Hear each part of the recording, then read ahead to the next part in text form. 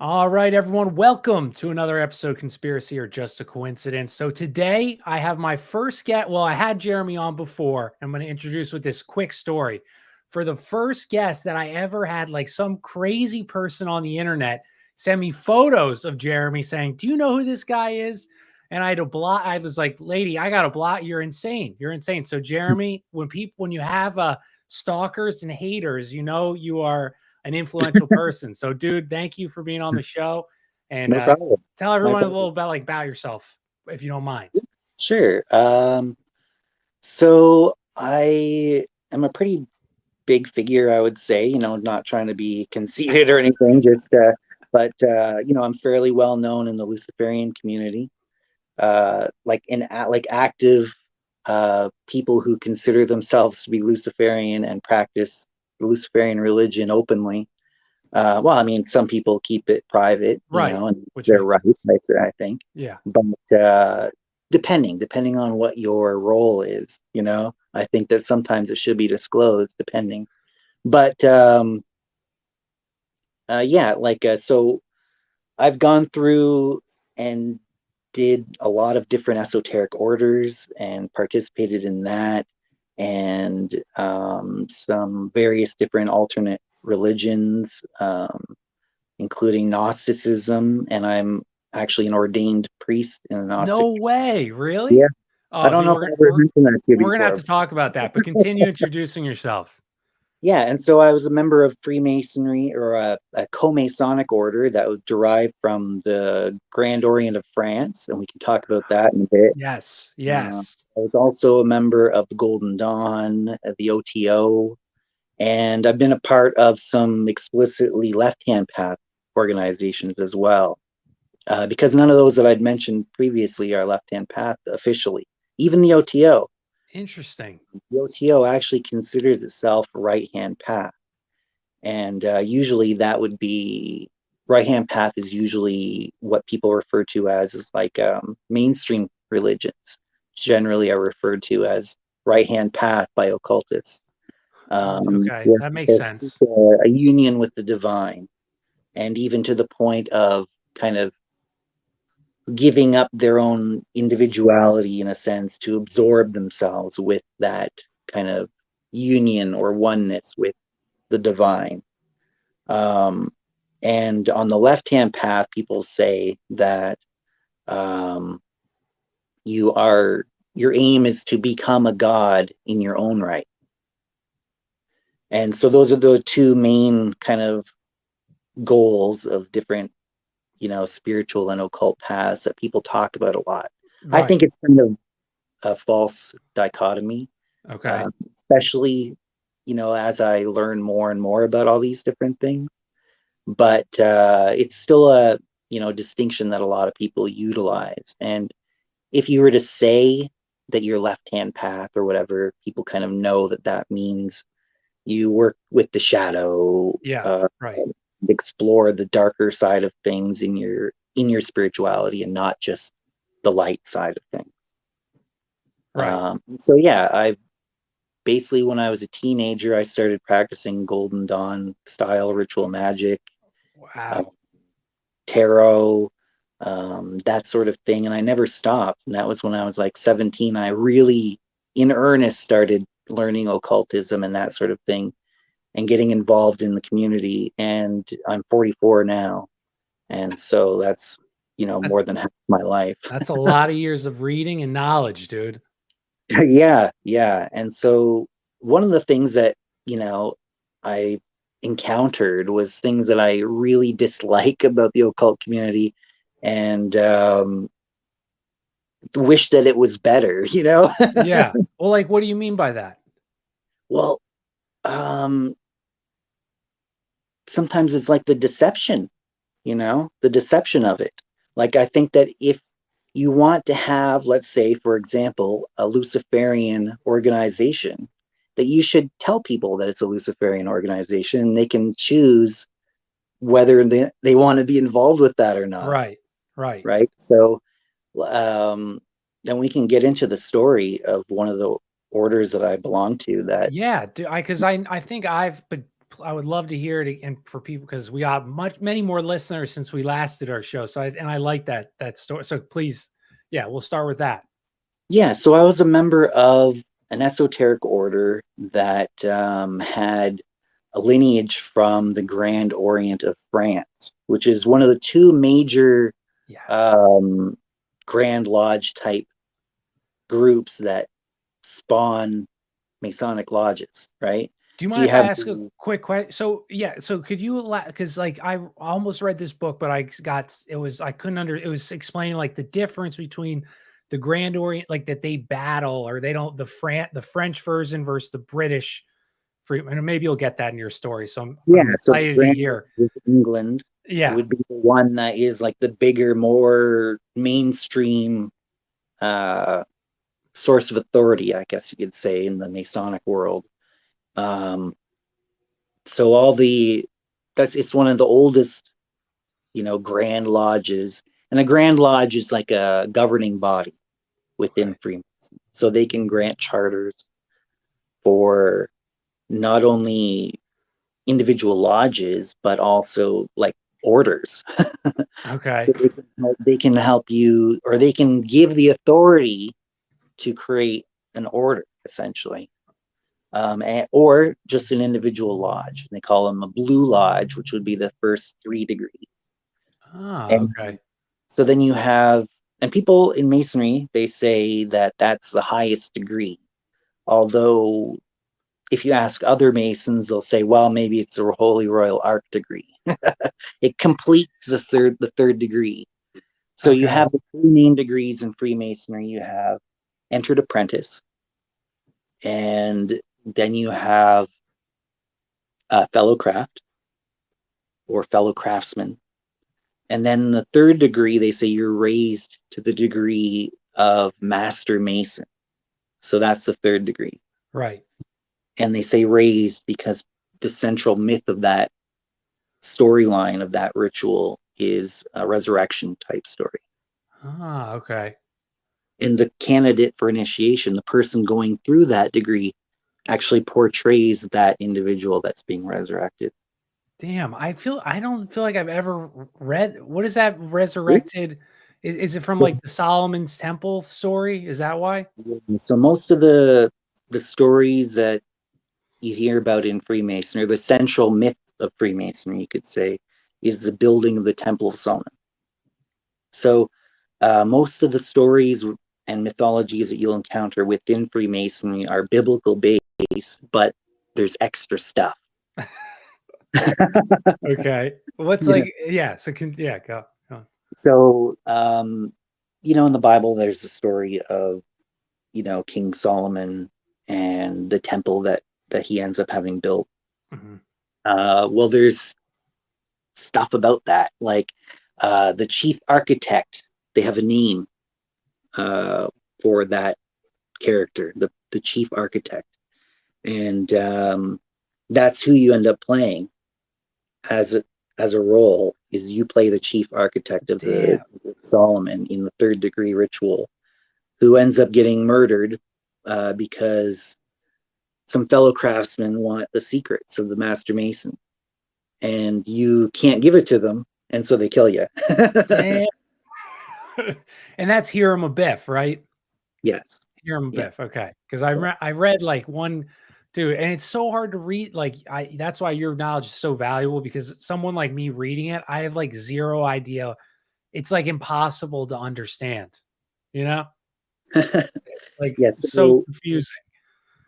Yeah. So and then at one point you get raised, you're basically found, you're murdered, basically, right? So they act this out. They act they act it out like it's like theater, and it's like participatory theater almost, right? Dude, and sometimes you're given the lines that you're supposed to say, but sometimes they ask you a question or something, you just have to respond with what you want. Like you're him. Yeah. Like, so you're still playing the role. Like if they ask you, they fire off a quick unscripted question, you're acting like you're Hiram Abiff about to be murdered. Basically, yeah. Dude, that is crazy. Depending on what you say, sometimes that can make a difference. What do you like? Just Well, like for example, this is a classic one. In the very first degree uh, of Freemasonry, the entered apprentice degree, uh, you, you're challenged right at the beginning, and they ask you. They have like a dagger to your chest, to your bare chest, Okay. like point like poked in you almost. And they say, like at a point of the dagger, they ask you, "In whom do you place your trust?" They say, "In whom do you place your trust?" And they don't give you the line. You just have to say something like, Damn. "In whom do you place your trust?" Yeah. And most people will say, "In God," Yeah. Right. That would be my answer. Yeah. and that's an acceptable answer. Now, if you don't say that, sometimes they'll ask further questions to clarify what you mean, and they could even stop the ceremony if you say something really off, you know. No way, dude. And you've seen, like, I'm sure many of these ceremony, right? Because you've, at what degree did you get to? Sometimes people say themselves, Mm, and then usually at that point they'll ask, "Do you believe in something greater than yourself?" As a back, like as a right. second. Yeah. Right. And then if they say no, then you're out. You don't go any further. They'll just kick you out, or you gotta They like just, they repeat just it, have a ceremony. I mean, they might dude. ask another couple questions to try and really see if what to really understand what you mean by that, But if you say no, that you don't believe in anything greater than yourself, basically, then you don't get to be a Mason. Now, why would they? Why would that be so important? Do you think? Why is it? It's not as important in the Grand Orient of France, actually. So the lodges that descend from the Grand Orient of France, a lot of them, not all of them, a lot of them will allow atheists, Huh. and they'll be able to say themselves, and they can say that they, um, you know, are working for the greater good of humanity or something, rather than the glory of. There's basically two things that they could be in Yeah. there for. Right. They could be in there for the benefit of humanity or for the glory of God.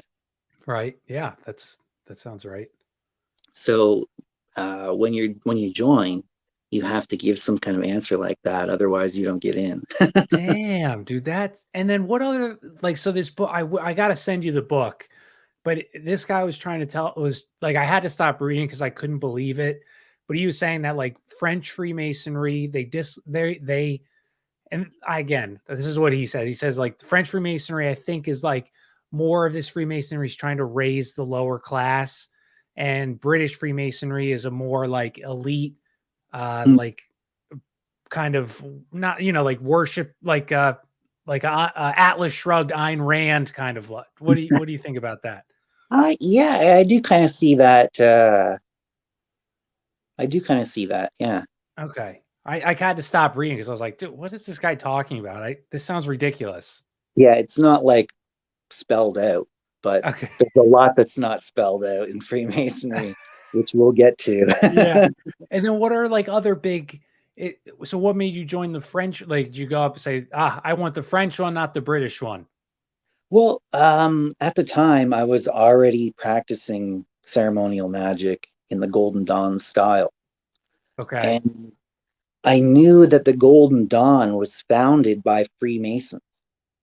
So I could have just, tried to find a Golden Dawn order and join that. But I kind of wanted to get to the source and see where it's all, I wanted to get closer to the source at least, right? right, And so the people that created this system that I've been practicing, what did they learn, right? yeah, yeah, And so I explored, I called different local lodges of like mainstream Grand Lodge of England lodges, and I asked some questions that were kind of leading questions to try and see if they were open to the esoteric side of things. Because okay, one thing you hear about a lot is that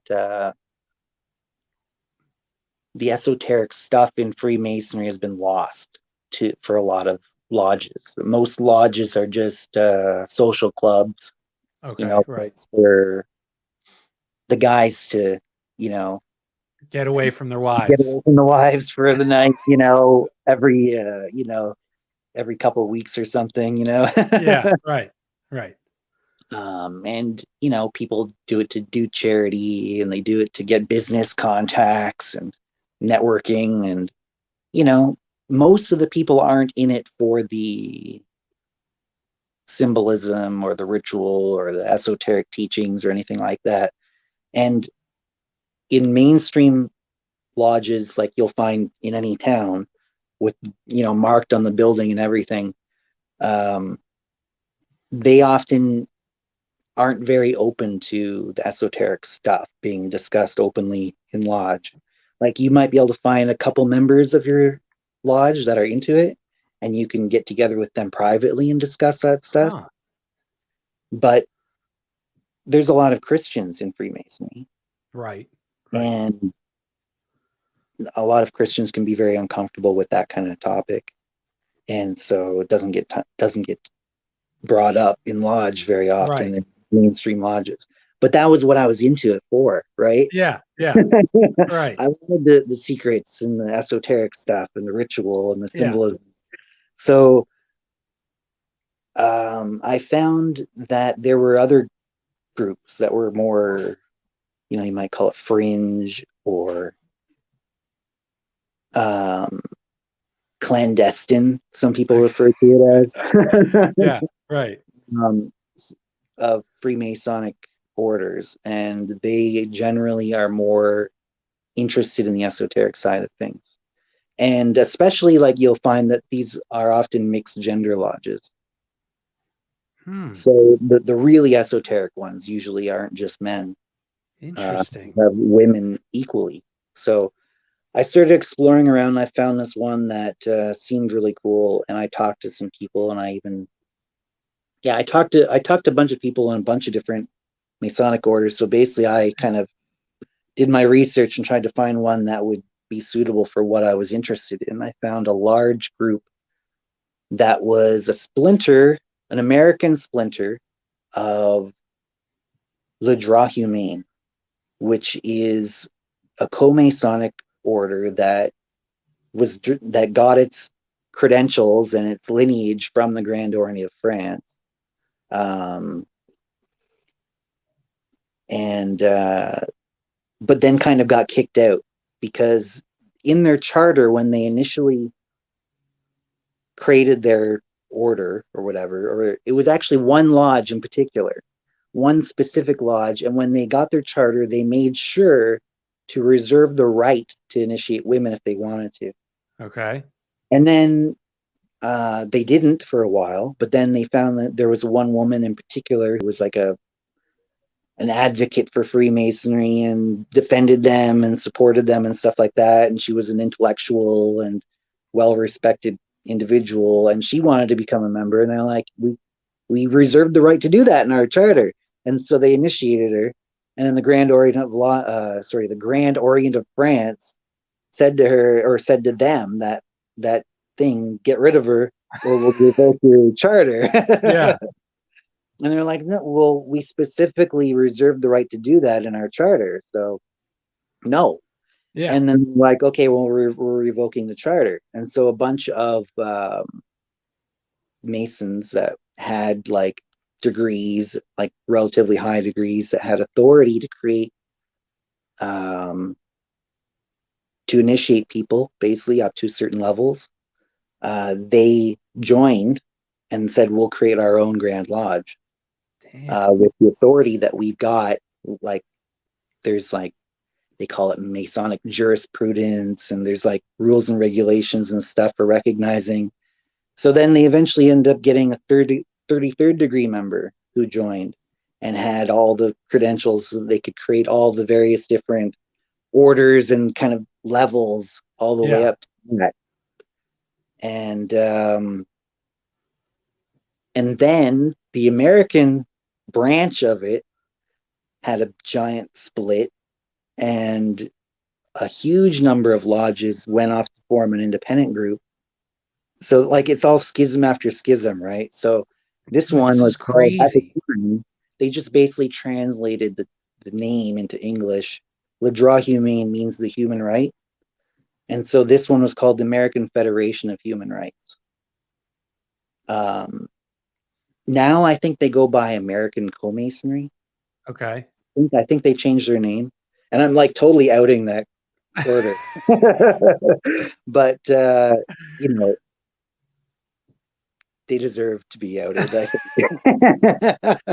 Dude, uh, that's just insane. Like these, it's like a, I don't know what it's not like a business, but it's literally, I guess that it's like the church. It's like the same path that the Christian church went through. It's just wild, dude.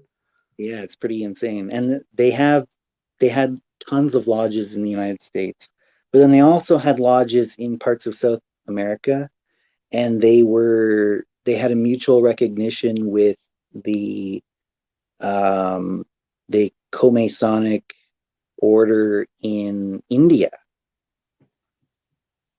Yeah, and this is like it'll all make sense like when you All right. understand things. All Yeah. right. um, so as I'm going through the degrees, right, and I got to the third degree, I was raised a master mason. I never got any of the higher degrees or whatever from that. I was a master mason. I didn't go beyond that. Okay. Right. But it's interesting because you know how there's this uh, theory or whatever you want to call it that it becomes Luciferian when you get to the top levels. Yeah. Um, and that in the 33rd degree, that you're actually, it's explicitly spelled out that Lucifer is like what you've been, into the whole time or whatever, that Right. you've been Right. Okay. working with those energies the whole time, Yeah. and Right. it's revealed to you at the They said 33rd degree. surprise. Yeah. Well, I don't believe that they actually explicitly say it in the ritual, even in the 33rd degree, because Wow. I'll tell you what.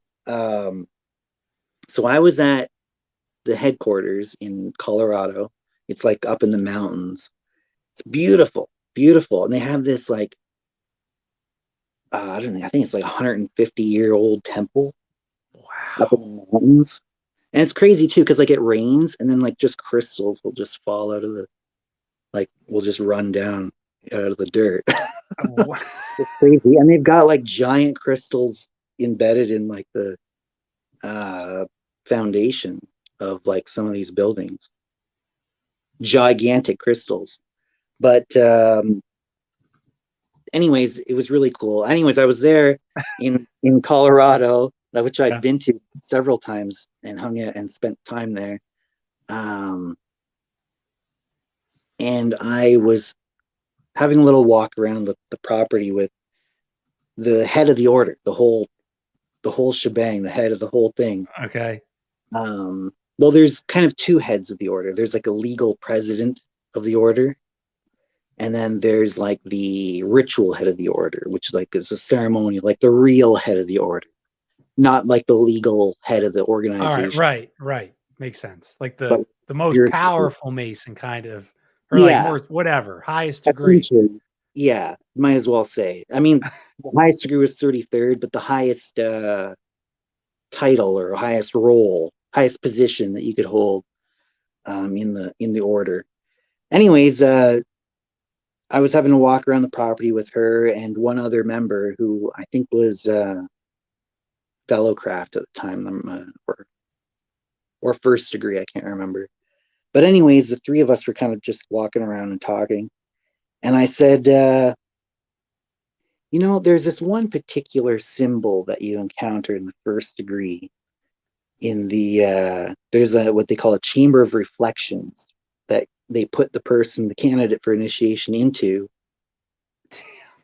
and you sit there in this like darkened room with like a candle and like a mirror, and you have to like write out your will. I'm not joking. Dude, that is insane. um, and then actually you get a noose put around you, and you have to like basically disrobe and like wear like half your clothes half hanging off of you, and parts of your body exposed, and you've got like a noose around your neck, Yeah, literally, dude. and a blindfold on.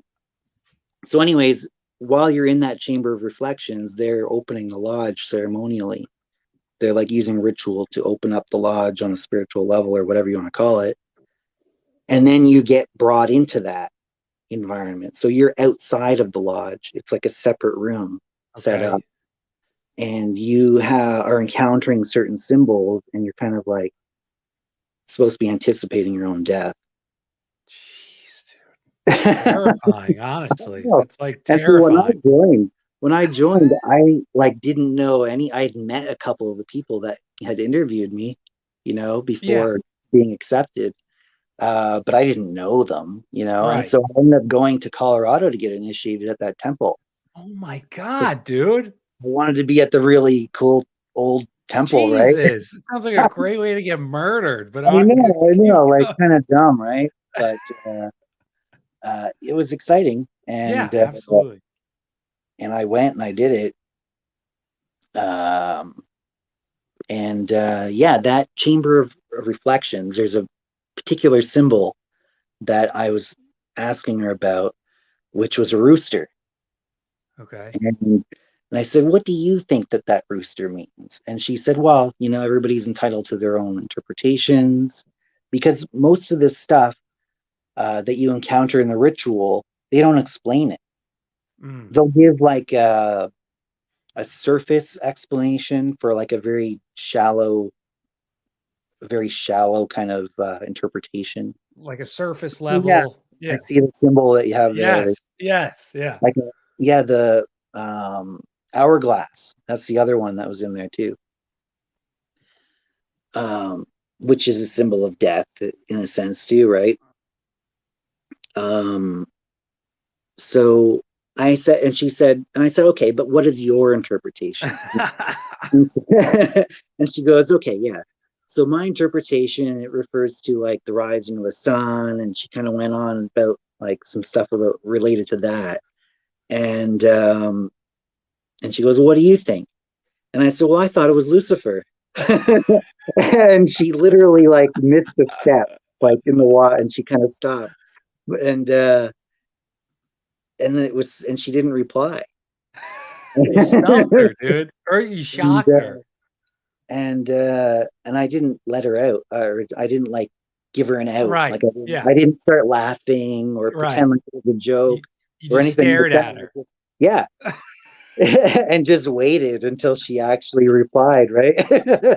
I wasn't letting her off the hook. Yeah. And so finally she ended up saying, seemed like a full minute of silence. Right, I bet. It was like in your head, you're like, Jesus, man, who's going to give out first? Probably was only like 15 seconds. Right, yeah. But, and then she said, why do you think that?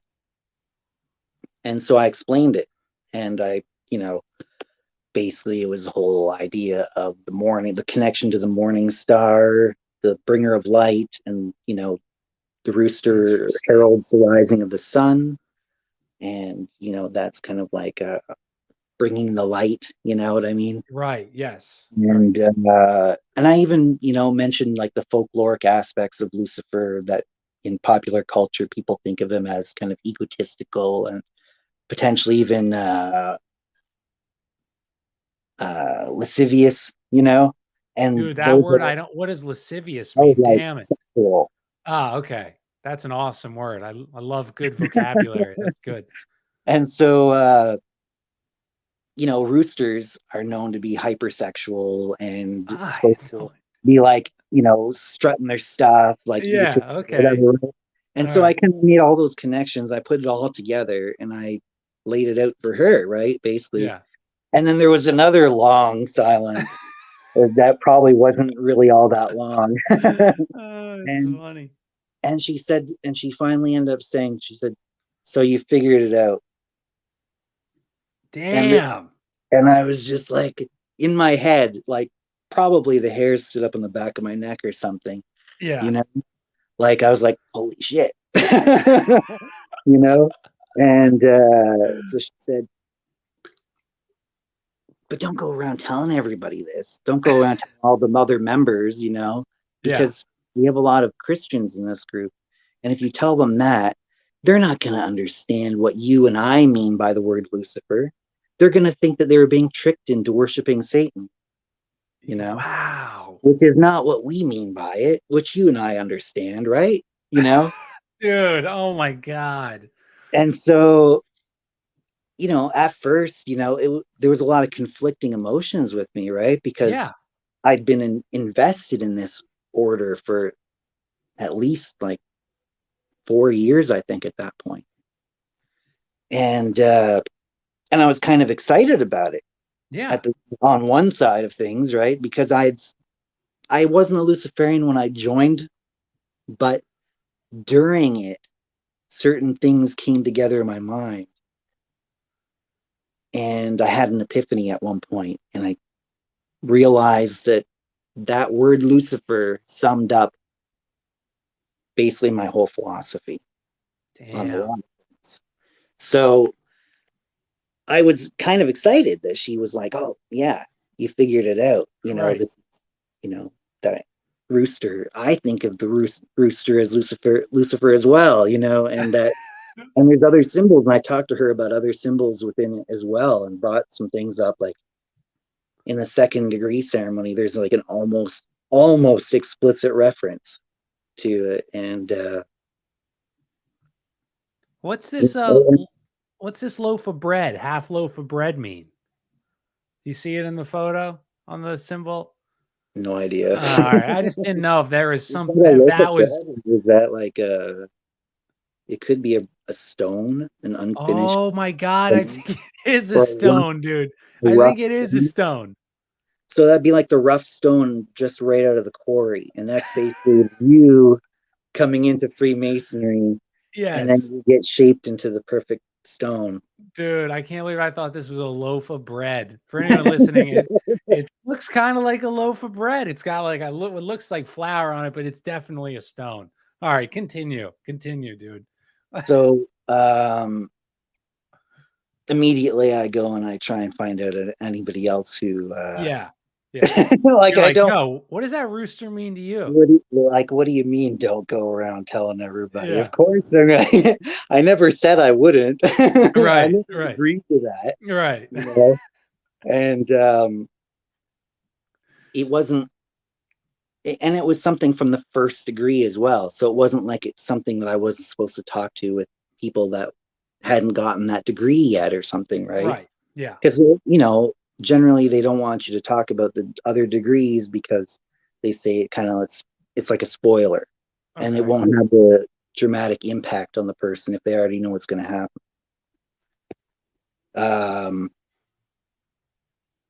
Which is a bit of a cop out. I don't know if I agree with that, but I think it still have impact. It's different breeding something than actually experiencing it. Okay. But people don't know what they're getting themselves into if they can't read the ritual beforehand, right? Right. Absolutely. Yeah, So absolutely. I think that can be abused big time. But anyway, so I went around and I started asking people, asking other members, you know, subtly. I tried to be, not just blatant Black. about it. I didn't Right. just go in and say, hey everybody, who's in the Lucifer here?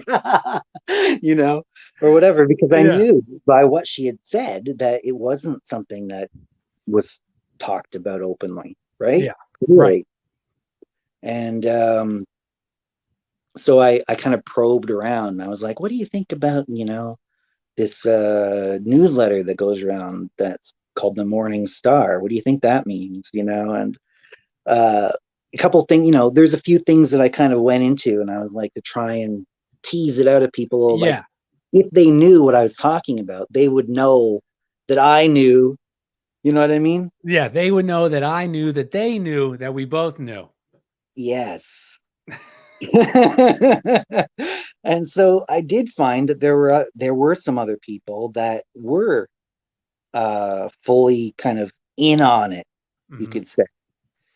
But the curious thing, well, the legal president, of the organization, the second, like probably the second highest, most powerful member. They also, I said something about it to them with a bunch of other people around, Okay. and they said more light, you know, and like put her hand up like that. Is that like Like, okay, she knows exactly what I'm oh, talking. okay. So that's like an inside joke kind of. Yeah, Okay, got it. Got it. and so, but then the the third highest, most powerful member of the order at the time, like in terms of their position and their role, Yeah. uh, denied it explicitly. He was like, no, no, no. And it's interesting because he was a priest in the liberal Catholic Church. No way. Yeah. And so the liberal Catholic Church is a splinter off of the Catholic, or sorry, a splinter off of the old Catholic Church, which splintered off of the Roman Catholic Church. So at one point, when the Roman Catholic Church stopped doing their mass in Latin and they made a few other changes, Yeah. a faction of the church decided, no, we're not going to go with that. But they were the minority. Right. So they splintered off, and they had bishops and everything. So they had the full apostolic succession and everything, and the authority to ordain priests and consecrate new bishops and all of that according to the rules of the, you know, the Catholic Church and all that, and the lineage and the initiatory kind of what they call the apostolic succession, Mm-hmm. which is a supposedly an unbroken chain of people being ordained or consecrated as a priest or bishop, all the way down from Jesus to Peter, and then all from there, Right. right? Right. Is what the Catholic Church claims. And so this group that had apostolic succession and had authority to continue to propagate that succession, they formed a schismatic group called the Old Catholic Church, which didn't go along with the reforms that the Roman Catholic Church had made. And so they still exist. The Old Catholic Church is still around, and they consecrated a bishop, or they consecrated a guy as a bishop. His name is Charles Leadbeater, and he was a high-ranking member of the Theosophical Society. Damn. And so he became a bishop, and he formed his own church. Because if you're a bishop, basically you have all the authority you need to create your own church if you want. Right. That still has valid apostolic succession. And so this liberal Catholic Church is quite big, and it's mostly theosophists who are into the whole Catholic thing, but they want to be esoteric and they want to do rituals and all that stuff, right? Okay. So it's like a version of the Catholic Church for esotericists. Wow. And so that guy was a priest in that. And I found that there was kind of two main factions within this co-Masonic order. It was the liberal Catholic and the Luciferian. And there were two 33rd degree members that I was talking with, and I spent a long time talking with them, just probing them, trying to get that Luciferian connection. And I even almost spelled it right out for them. Like I basically tried to lead them to Yeah. the realization, even, right? Right. Right. And they still wouldn't get it. They still were like, wow. And one of them was a liberal Catholic priest, and the other one was his wife. So Okay. a different, and so there were three different 33rd degree Masons that either denied completely, Uh-huh. and I believed them that they said no, it was nothing to do with that, right? And or that they had no clue about that interpretation at all, it seemed. Okay. Um, and but I found people from all degrees that did know, like third, second, even first degree members sometimes, that were in on it. And so it was like this thing where it was like you could go all the way to the 33rd degree and not have any idea about this That's a Luciferian. great, yeah, you're absolutely right. And you could be a fully, and I kind of felt really bad because one of the guys was the one who actually gave this particular splinter group the 33rd degree. He was the only one from Le Droit Humain that was a 33rd degree member that came over in the schism. Wow. And Yeah. so he made it possible for them Right. to use schism properly, to have that the full structure all the way up to that. And he wasn't aware of these connections. Yeah, Wow. and I believe him. Like Right. it seemed really sincere because like he almost seemed like he was starting to come to some like realizations or something when I was talking to him about these things, and but he was like denying it still. It seemed he was like, no, you know. And I was like, okay, so it's not even. I don't even think it's explicitly stated in the 33rd degree. I don't think it's even Right. more secret than that. Yeah. You know, Wow. it's like they'll if you realize it, then you're in on it. That's Yeah. kind of the way it worked. Right. Well, And it it's didn't almost matter like what it seems like degree it's like a test. Like if you're smart enough, like you can go through all these and have be no way knowledgeable to this, or people like you who are very like a reader and smart, intelligent, you're going to make these connections. And that's the people who you want to make the connections. You don't want to tell some guy that's like lonely and keeps doing these things to make these connect, right? I mean, that would be my guess. Yeah, and so what's interesting is I used to go to the Detroit Lodge a lot because it was a lot closer to me living in Toronto, Canada. Mm-hmm. And I was trying to get a lodge started in Toronto, but it's really difficult because you have to have a certain number of master masons, Okay. and you have to, it's a whole process to become a master mason, right? It's not just like a weekend, like in some of these mainstream lodges, you know. It's probably going to take you at least minimum 2 years of regular attendance and participation and stuff to get to the 33rd degree, or third, just the third, I meant. Okay. So, and that would involve a lot of traveling if you're from an area that didn't have its own lodge already. So to get a new lodge started was quite a bit of effort. Mm-hmm. So I ended up traveling a lot to the Detroit Lodge, and I even was an officer in the lodge. Wow. Sometimes not the master lodge, Mm-hmm. but you know, I took on some roles. And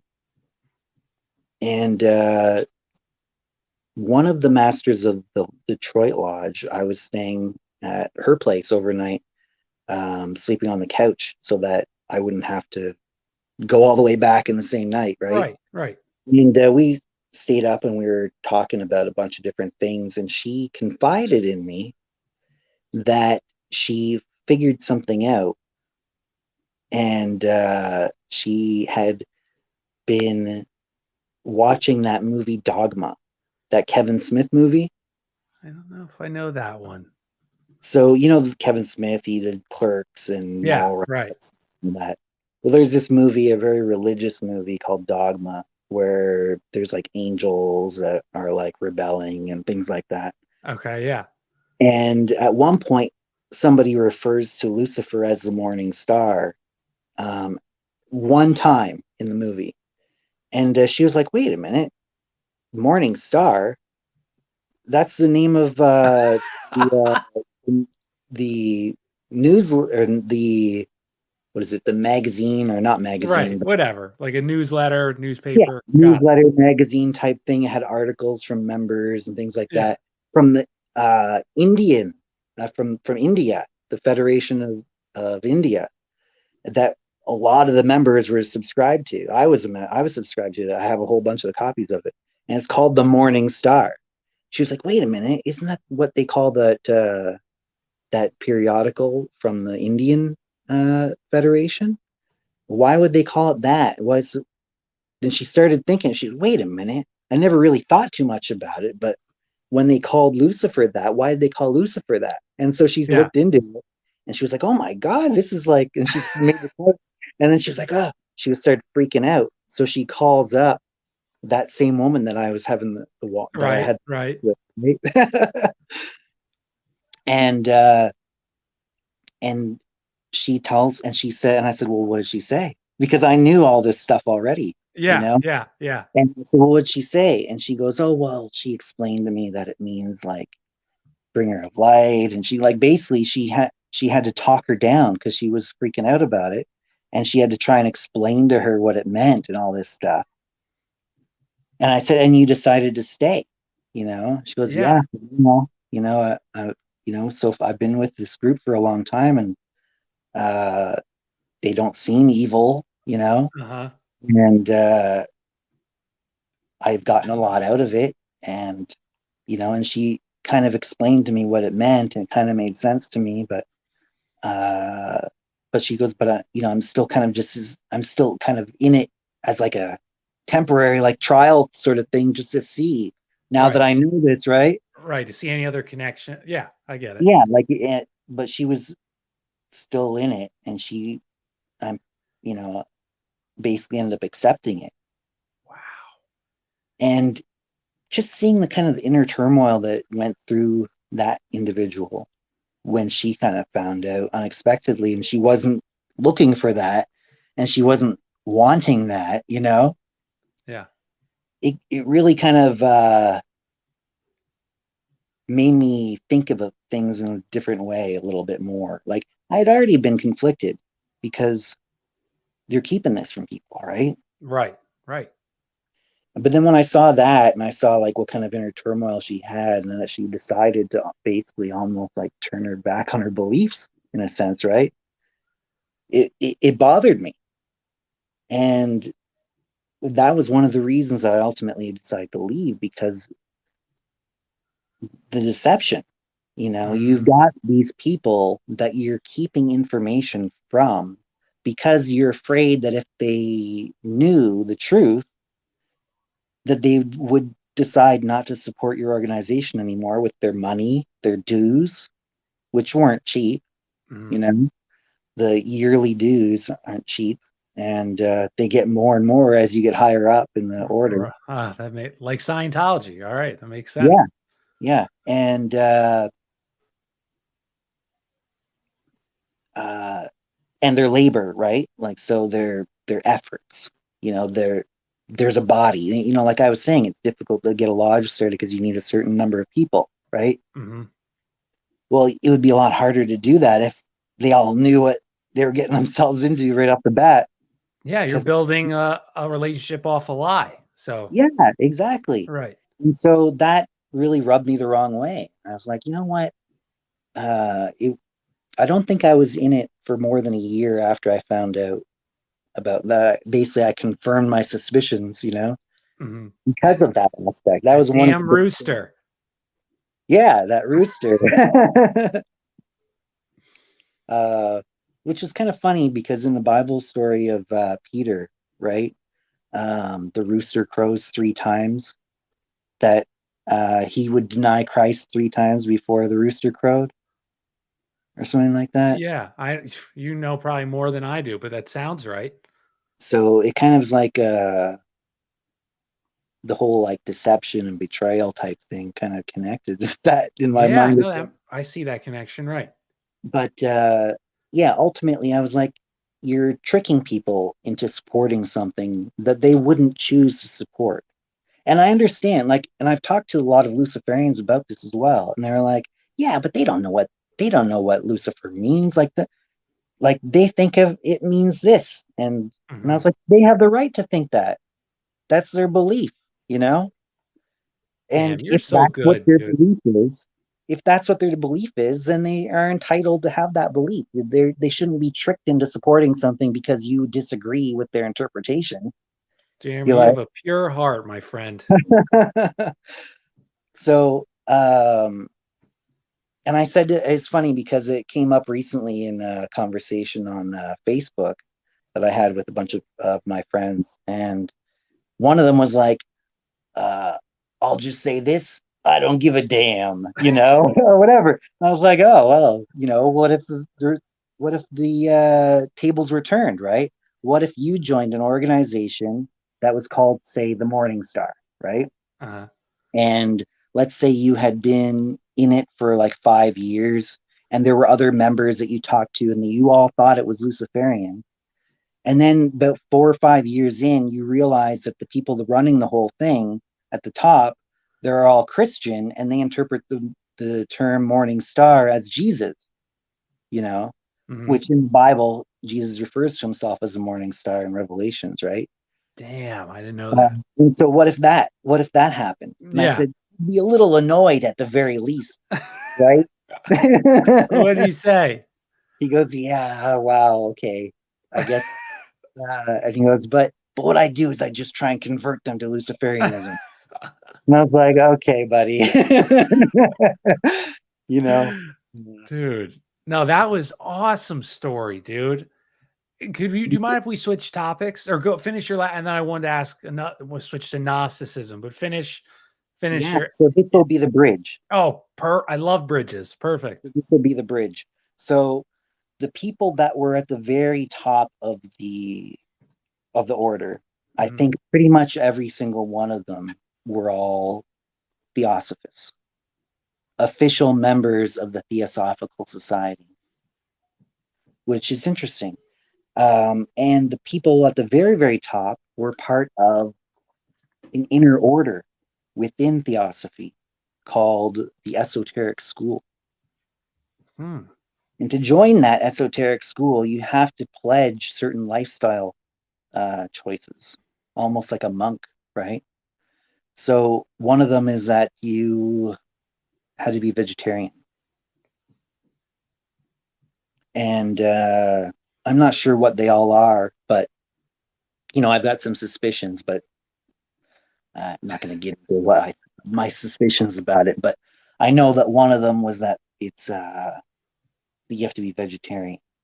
And Interesting, so dude. the very Very top interesting. people of that order were also in the inner order of Theosophy, which is like an elite, like you have to be like a hardcore Theosophist to get into the esoteric school. Wow. Okay. And so the bridge here is that in the Gnostic church that I ended up joining, uh, the bishop that was my direct tutor, um, he was in Theosophy too. He was a Theosophist, and at one time, I think he was the head of Theosophy in Canada, but then stepped back from that active leadership role because he wanted to do the Gnostic stuff. Huh. Wow. So that's interesting. So the head of some of these orders, they're all high-ranking Theosophists Interesting, dude. running all these other orders. Wow. You know what There's I'm so saying? that's crazy, dude. Because like then you could see how you could kind of lead people into a certain, at least that's my takeaway from that. It'd be good. You would be able to, you have a wider net and you can keep push, whichever group that you, right? Is that what you're kind of extrapolating from that? Yeah, whatever flavor of esotericism you're into, Theosophy has an order for that Wow. in a sense, right? Right. Yeah. Like not officially, Yeah. like it's officially those orders are all officially independent, sovereign, whatever, Mhm. right? Yes. The people running them are also top Theosophists, Wow. right? That's I also it's crazy you said they're vegetarians because like Hitler was a vegetarian and obviously they pulled a lot from theosophy. Let's Yeah, just continue that's with good. the you're this is an awesome show, dude. I'm Yeah, loving this. So right? She talked about the root races yeah. and the a coming man, like a new, almost like the Ubermensch, the Mm, Nietzsche talked about, right? yeah. Well, that the founder of the Theosophical Society, she wrote about stuff like that, and the Nazis took inspiration from some of those writings for sure. Yeah. Mm. Crazy, dude. So the So Gnostic, the last yeah. one, this was interesting. The guy that was the bishop, really great guy. I thought he was a very sincere person, a very loving individual. He seemed to really care. Um, when I approached him, just like basically as a stranger, I called him up on the phone, and he was like, "Hello," and I was like, "Hi, yeah, you don't know me, but I just," and I said, "I understand that you are involved with the Gnostic Church. That you're a bishop, and um, I'm interested in participating and stuff like that." And he kind of interviewed me, and um, I explained to him what my philosophy on what Lucifer meant and things like that. And he actually agreed with most of it. And he agreed to take me on as a student and, on a provisional basis at first. But then as he got to know me, he uh, gave me higher and higher, you know, uh, positions within the Yeah. church. I'm sure he was impressed, dude. You're such an avid student. Well, I was very dedicated and studious. So like I put a lot of effort into it, and read like the Nag Hammadi texts and stuff by Mead that had come out before those were I don't. found. What's that word you used? The something something tech. D.R.S. Mead is a guy that wrote a bunch of books that were Gnostic texts before the Nag Hammadi library was found. Have you heard of Okay. that? The Nag Hammadi? Yeah. Well, I don't know what that is. So in the desert of like in the Middle East somewhere in the Nag Okay. Hammadi region, I don't know exactly where that is, All but right. somebody was digging and they found an old clay pot and they broke it open. Uh, they were kind of afraid to break it open at first because they heard that it could be a jinn inside of it, Yes. Okay. right? But they ended up being more greedy than afraid. And so they broke it open and found all these manuscripts and texts that were preserved. And they didn't know how long they were in there, but they're like, oh, well, better than nothing. So they brought it home. They brought it home, and then the guy's wife started using it for like kindling and firewood Oh and my God. and then they realized somebody was like, wait a minute, those are actually really valuable. And I was like, oh, really? Can I sell them? And so he ended up selling them, like the ones that he hadn't like burned.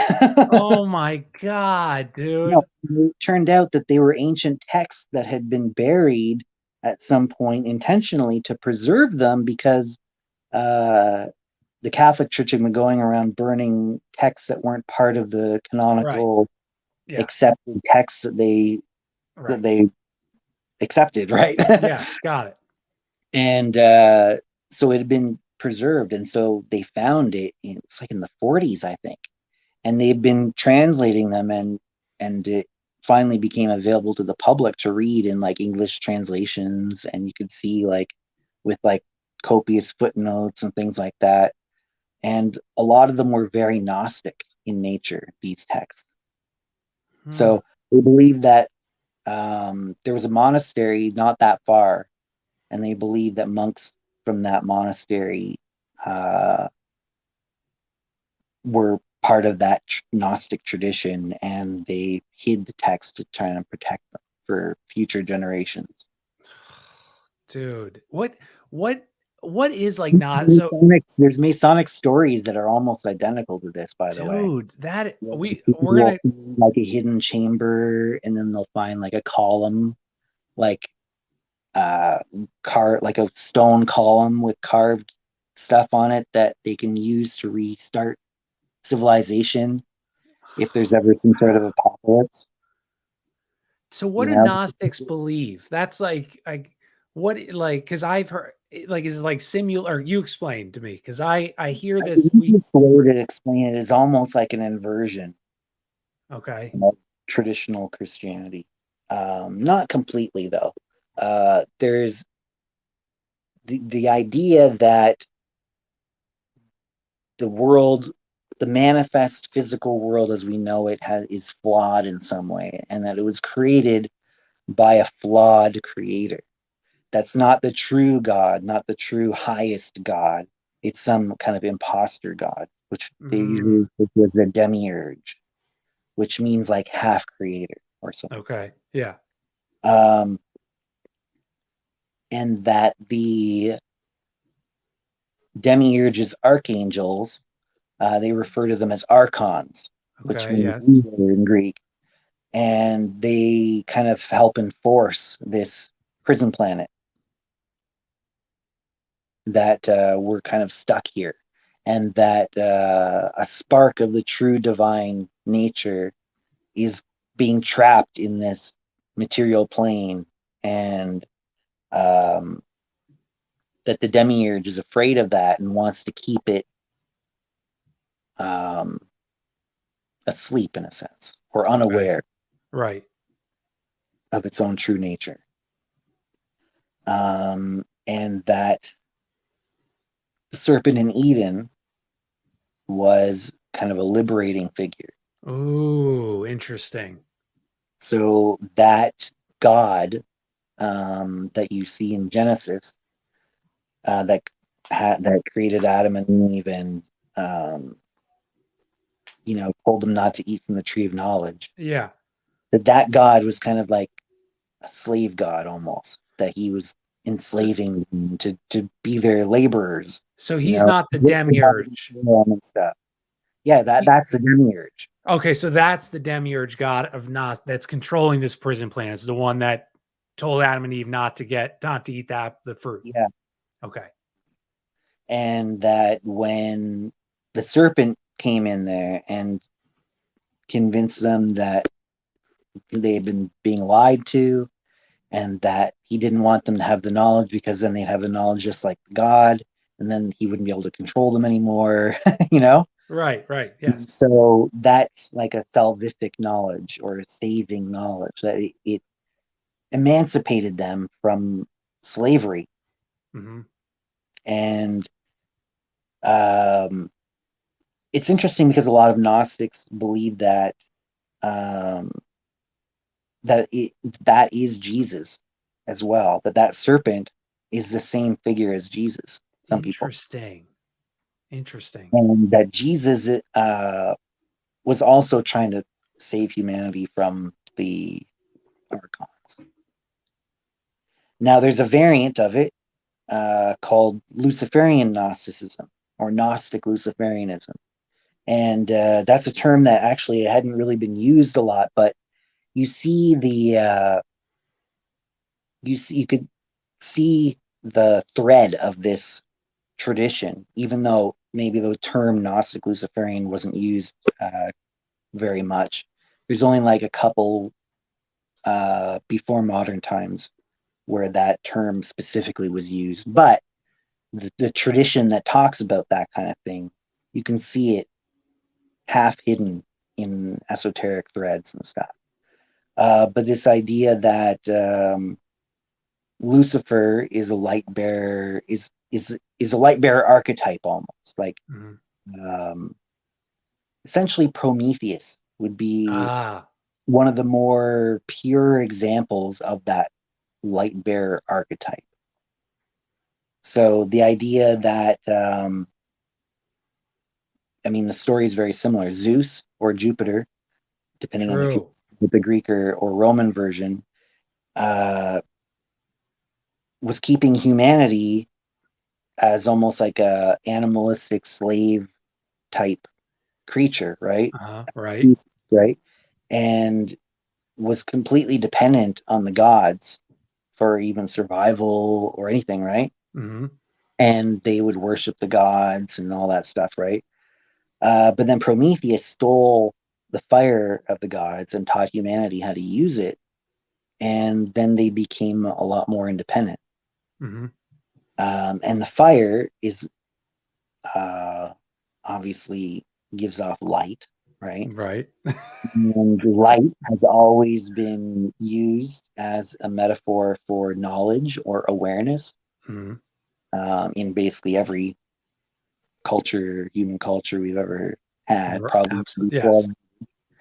Yes. So bringing the light to humanity that would allow them to emancipate themselves from the rulership of the gods, that they could be independent in a Mhm. sense. And Zeus didn't like that because it upset the whole status quo, right? And Right. cut into his power. And so he punished Prometheus by chaining him to a rock, kind of like how the serpent was earthbound by having his limbs removed and had to crawl on his belly on the earth, right? Yeah, very similar. So it's a type of being earthbound in a sense, right? Ooh, Being very chained interesting. to a mountain or chained to a boulder like Prometheus, right? And then the liver would get eaten out and he'd be tortured, right? And it would be a cycle Damn. of torture. Every day would be a new beginning of a cycle of torture. It's almost like that whole samsara thing in Eastern religions, where you have that cycle of birth and death and rebirth, and you're caught in this cycle, and you're caught in it because you're unaware. You're non-lucid in a sense. Do you know much about lucid dreaming? I've heard I've seen people talk about it. So that concept of lucidity is being aware of the nature of the reality that you're being presented with as an experience, as a conscious entity, right? Mhm. You are being presented with an experience, and understanding the true nature of that experience is what lucidity is. So if you're asleep and you're in a dream, to become aware that you are dreaming is to become lucid. So a Okay. lucid dream is basically you're in the dream and you understand that you're in a dream while you're in it. Right. Okay. And so lack of that lucidity in life in general, not just in your dream, but not being truly understanding the nature of the reality that you're being presented with, keeps you trapped in that cycle. And that's what they talk about in Gnosticism too, where there's this Gnostic myth where that when you die, your soul starts to rise up to escape, right? In a sense, Yeah. you escape that whole prison planet. Right. But then the archons and the demiurge grab you, capture you as you're on your way ascending, and they will strip all your memories from you and throw you back down in. Damn, dude, that's vicious. Yeah, Horrible. yeah. And so there's all these teachings that teach you how to overcome the different archons and Oh. pass through them unscathed, and so that you can ultimately that you can escape the prison planet and you can become aware of the greater reality beyond that illusion Damn, or like that. Jedi training. That's what this sounds like. Yeah, and there's something very similar in the Jewish mystical tradition called the Merkaba. Maybe you've heard of that. I'm not I sure. haven't Some heard that. people definitely have heard of it, where they learn about kind of like almost different passwords and on as they approach different checkpoints, almost like the spheres. Like, have you heard of like I the music of the spheres and stuff like? Yes. Yeah.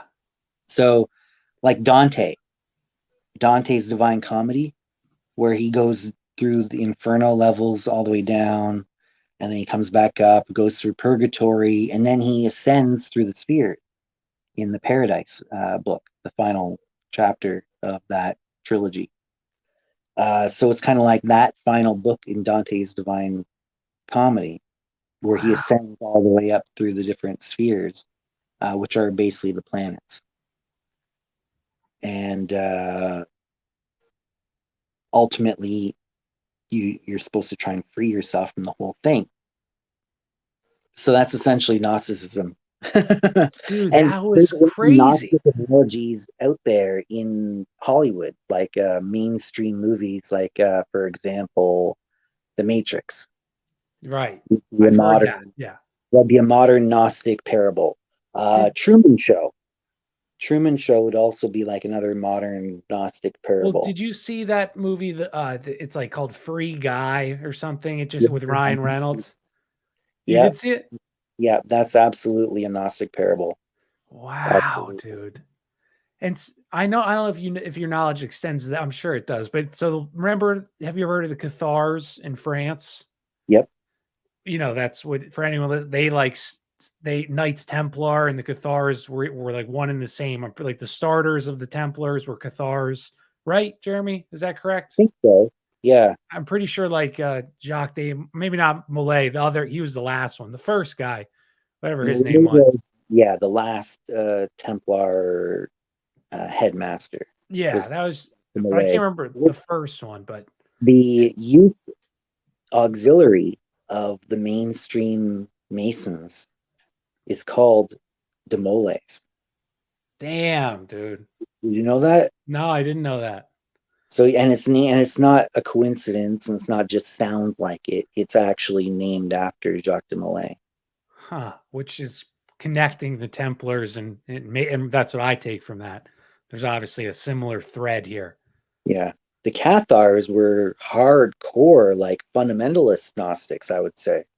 Damn, what does that mean? So they were so hardcore about their beliefs that they felt like procreation was a sin because Wow. you are helping the demiurge to trap souls. What? You're Dude, creating that's physical crazy. bodies for the demiurge Right. to re-trap souls into again, you know? Dude. And for the Cathars, for anyone, they were the ones in France that the Holy Blood, like the Da Vinci Code is all about the Cathars. They had treasure supposedly that and ancient knowledge and Yeah, well, supposedly, yeah. there's a lot of stories of different groups that got kind of like destroyed, including the Cathars. And then the same story happens again with the Templars, where they've got this treasure, they've managed Mhm. to amass this treasure. And then when they get suppressed by the status quo, the ruling powers of the time, which Yes. the Catholic Church in both instances, um, they didn't find the treasure. And Mhm. there was like a few ships that they'd never found as well. Mhm. Right.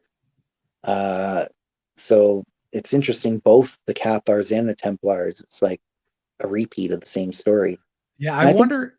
you talked about, I know in some of your episodes, you talked about this idea of missing time or something, like Yeah. certain Right. centuries that they just kind of counterfeited. Yeah. So that's your belief that the Cathars and the Templars were actually just the same story, just with retold I don't know slightly. if it's like the same group. That's what I would similar beliefs, maybe just change the name. But it seems like especially with that's a lot of similarities between I'm sure there's more that I'm not aware of, you know. But that's a good point too. Is it just the same story repeated twice? But I don't Yeah, know. I don't know. I'm not sure. I'm not sure how much I believe the time thing, but I do believe that the timeline that we're told isn't right. Yeah. At Yeah. least, Right. something like that. Yeah, I mean, that would be so easy to fudge, you know. I just and you could see so many benefits to that. I mean, even with like just how we're talking about Gnosticism. Taking like things that they found and claiming that they built it or that their Mm, ancestors built it or something. right. I think Exactly. happens. Yeah. Yeah. Absolutely, it does. It even happens today where where like people are challenging who built. Each like it's like I don't know if you're in this world on Twitter, but certain races will claim that they were the real ones who built. So it's happening even now. Like it was my ancestors who built this temple, not Mm, or this yeah, pyramid or yeah, whatever. Yeah. exactly.